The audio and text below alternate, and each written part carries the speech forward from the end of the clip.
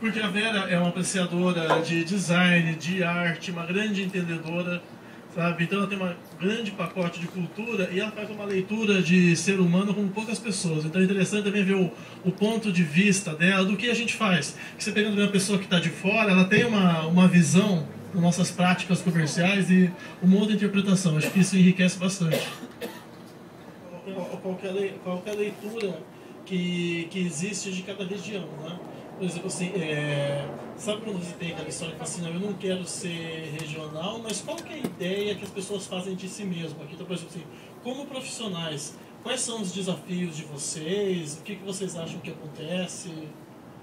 Como que você faria uma leitura, fala assim, tem um perfil de cliente? Isso é uma pergunta para vocês.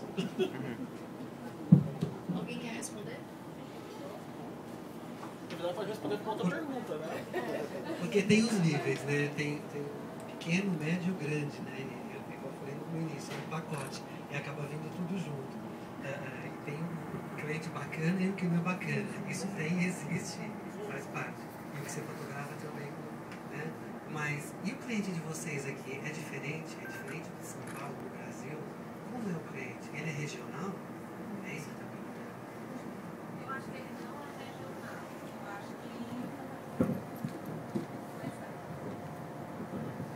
Eu acho que... Eu acho que aqui a gente tem uma tendência a querer copiar os grandes centros. Então eu acho que talvez esse estranhamento que vocês sintam se deva a isso.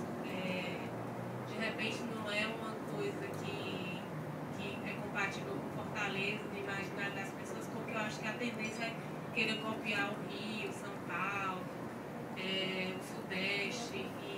E eu achei muito interessante na fala do Guilherme essa valorização do trabalho mais autoral, porque eu acho que aqui a gente fica meio ligado ao cliente, né, ao que ele quer, ao perfil dele, e aí a gente conduz o trabalho da gente para a satisfação do cliente. Eu vi que na fala do Guilherme que assim, ele dá muita importância à satisfação dele, né, também como profissional de curtir aquilo.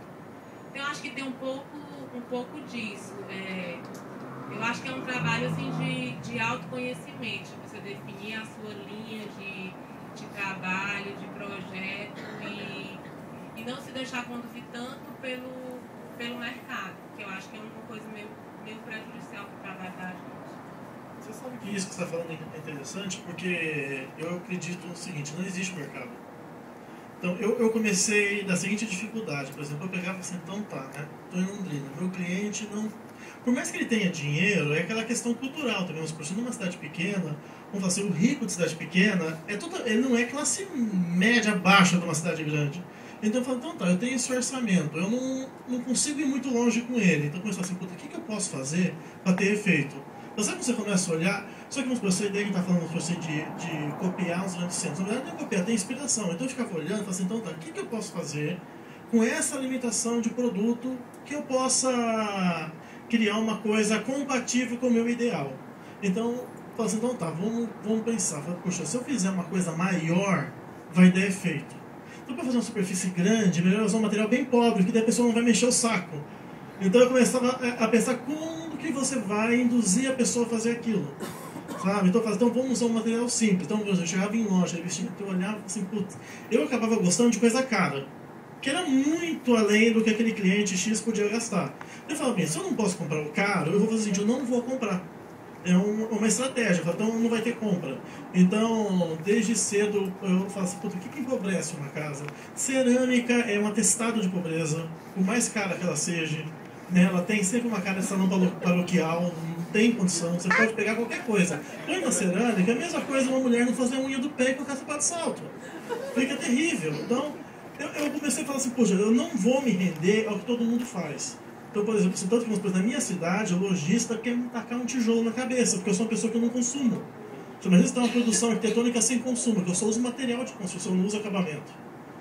Então, isso é uma coisa interessante. E com o tempo, eu fui procurando, então, assim, copiar plasticamente, ou pegando plasticamente as minhas inspirações. Às vezes você via uma grande referência sua, que o negócio era mármore, eu falei assim, vai fazer de reboco branco.